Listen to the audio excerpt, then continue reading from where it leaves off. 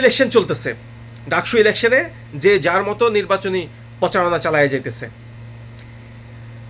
এখানে একজন আরেকজনের ট্যাগ দেওয়া থেকে কেউই বিরত থাকতেছে না।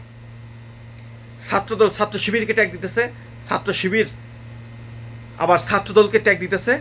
তো ছাত্রদল তো ছাত্র শিবিরের বড় কিছু পাইতেছে না, তো ঘুরে ফিরা ওই একটাই ট্যাগ দেয়, 1971 পরাজিত শক্তি, এই সেই এই জিনিসগুলো ছাড়া ছাত্রদলের কাছে আর কোনো তাদের তাদের ঝুলি একদম খালি। তো তাদের ঝুলি যখন খালি, ছাত্রদলের তো অনেক অনেক কুকর্ম আছে, অনেক আমল নামা তাদের। তো আজকে দেখলাম ছাত্রদলের আবিদুল ইসলাম আবিদ খান বলতেছে 23 বছর আগের ছাত্রদলের যে কুকর্ম, সেই কুকর্মের সাথে আমরা জড়িত না, এই প্রজন্মের নেতারা জড়িত না, ছাত্রদলের সেই নেতারা এখন আর নাই। তো অতএব 23 বছর আগের সেই কুকর্ম এখন তুইলা ধরা পিছনের ইতিহাস তুলে ধরার কি মানে আছে? তো তোমরা যখন পিছনের গল্প তুলে ধরতে পারো, তাহলে ওরাও তো তুলে ধরতে পারে তোমাদের কুকর্ম, তোমাদের আমলনামা। ঢাকা ইউনিভার্সিটির শামসুন্নাহার হলের সেই কুকর্ম বা সেই খারাপ কাজগুলো নিয়ে ঢাকা ইউনিভার্সিটির এক শিক্ষার্থীর আক্ষেপ ঘন এক পোস্ট, ফেসবুক পোস্ট আজকে আপনাদের সাথে শেয়ার করব। শামসুন্নাহার হলের ছাত্রী আমরা যারা আছি, আমাদের কাছে 22শে জুলাই অতি পরিচিত।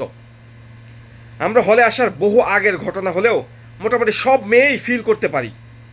আমার প্রায় মনে হইতো এই যে মিড 429, এই আমি থাকি এই রুমে, এই রুম থেকেও সেদিন টেনে হিস্ট্রে মেয়েদেরকে বের করে নিয়ে যাওয়া হইল।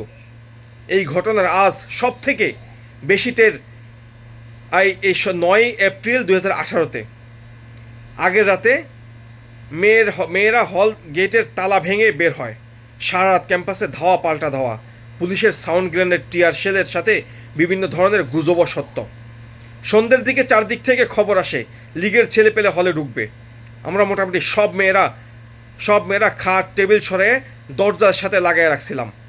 আমাদের সবার মাথার মধ্যে শামসুন্নাহার হলের মেয়েদের উপর ছাত্রদল কি নির্মম অত্যাচার চালাইছে, খবরের কাগজ পড়া সেই সব ট্রমা আমাদের মাথায় ট্রিগার করছিল। সেই ছাত্রদলের নেত্রী মানসুরাই প্রকাশ্যে পাবলিক পোস্টে হলের মেয়েদেরকে বলে সেবাদাসী। এই ধরনের শব্দ চয়নের জন্য তারা বা তাদের দিক থেকে কোনো অ্যাপোলজি আসে নাই এখনও, যেমন অ্যাপোলজি আসে নাই বহু বছর আগে ঘটানো এই ঘটনার জন্য।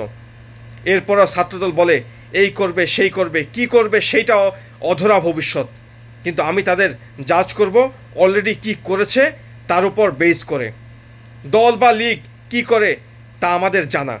বড় বড় বুলি আওড়ানো বা কাগজ দেখে গলার রক ফুলায় বক্তৃতা না দিয়ে স্বীকার করুক যে শামসুন্নাহার মেয়েদের পৈশাচিক নির্যাতন করে চুল ধরে কাপড় ছিঁড়ে হল থেকে বের করেছে। কেউ কাউরে ছাইড়ে যায়েন না। এই আবেগী বাক্য অনেকের অর্গাজম হইতে পারে, কিন্তু আমরা শামসুন্নাহার হলের মেয়েরা শুনতে চাই ক্ষমা চাই জোর হাতে। শামসুন্নাহার হলের মেয়ের এই আবেগী ফেসবুক পোস্ট সবার বিবেককে নাড়াইয়া তুলছে। তারা চায় ছাত্রদল ক্ষমা চাক, শামসুন্নাহার হলের সেই 2002 সালের পৈশাচিক সেই খারাপ কাজের জন্য ছাত্রদল সবার কাছে ক্ষমা চাক। শিক্ষার্থীরা এখনও ট্রমার মধ্যে দিয়ে আছে। আবারও যদি ছাত্রদলের ম্যান্ডেট এই ডাকসু নির্বাচনে জয়ী হয়ে আসে, তারা নিশ্চয়তা দিতে পারতেছে না ছাত্রদল আবারও 2009 ঘটাইব না বলে। আমরা চাই ছাত্ররা আগামীর যেই ডাকসু ইলেকশন হইতেছে, তারা তাদের বিবেককে প্রশ্ন করে যাদেরকে দেখবে যে যোগ্য প্রার্থী, ছাত্রবান্ধব, তারা কাজ করতে চায়, আবার 2002 সাল ফিরে আসবে না ছাত্রদের কোনো হলে, সেই রকম একজন প্রার্থীকে বিজয়ী ঘোষণা করবে বা তারা ভোট দিয়ে বিজয়ী করবে। আমরা সেটাই প্রত্যাশা রাখি। ধন্যবাদ সবাইকে যারা আমার এই পোস্টটা দেখলেন।